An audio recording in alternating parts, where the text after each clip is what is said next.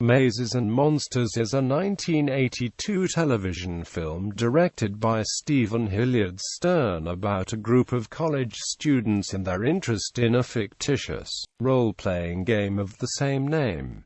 The movie starred a 26-year-old Tom Hanks in his first major leading film role. Background: the film was adapted from a novel of the same name by Rona Jaffe. Jaffe had based her 1981 novel on inaccurate newspaper stories about the disappearance of James Dallas Egbert III from Michigan State University in 1979. Media accounts differed substantially from Egbert's actual story. William Deere, the private investigator on the case, explained actual events and the reasons behind the media myth in his 1984 book, The Dungeon Master. Jaffe wrote her novel in a matter of days because of a fear that another author might also be fictionalizing the Egbert investigation. The film premiered on CBS in 1982. It stars Tom Hanks, Wendy Crewson, David Wallace and Chris Makepeace. The film is currently available on VHS tape and DVD. Like the book on which it is based, the film treats the playing of role-playing games as indicative of deep neurotic needs.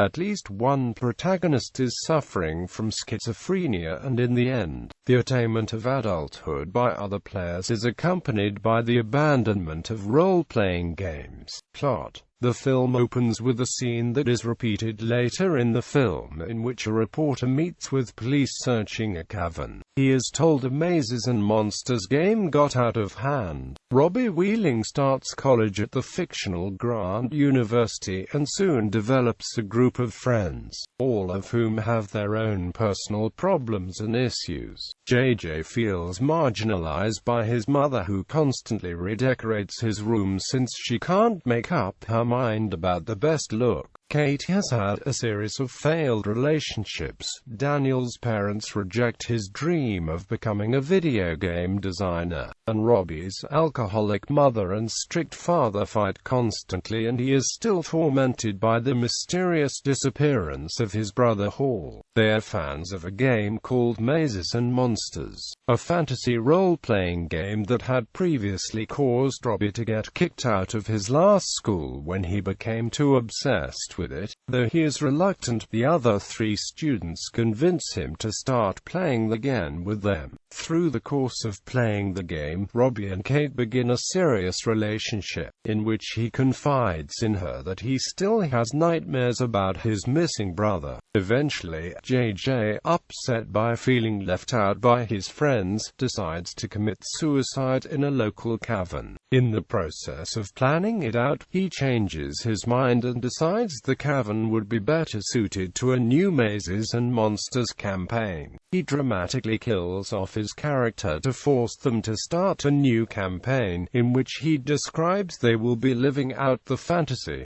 During the actual spelunking, Robbie experiences a psychotic episode, where he hallucinates that he has slain a monster, called a Gorval. For this point forward, Robbie believes he is actually his character, the cleric Pardew. This leads him to break off his relationship with Kate, and to start drawing maps that will lead him to a sacred person he has seen in his dreams called the Great Hall. In his dream, the Great Hall tells him to go to the Two Towers, which is in fact the World Trade Center, and he believes that by jumping off one of them and casting a spell, he will finally join the Great Hall. His friends have reported him to the police while concealing the trip into the caverns, and eventually deduce his location in New York and stop him from jumping off the South Tower observation deck. It also turned out that Robbie's brother had died after running away many years earlier. The movie ends with the friends visiting Robbie at his parents' estate. Though he is now in regular counseling, it is implied that Robbie will live out the rest of his life trapped in his imaginary world, believing that he is still Pardew. that his friends are really the characters, and that he is living at an inn and paying for his boarding with a magic coin, which magically reappears on his bedside table each morning. The other three friends engage him one last time in a game of mazes and monsters, letting Robbie dictate the events to them.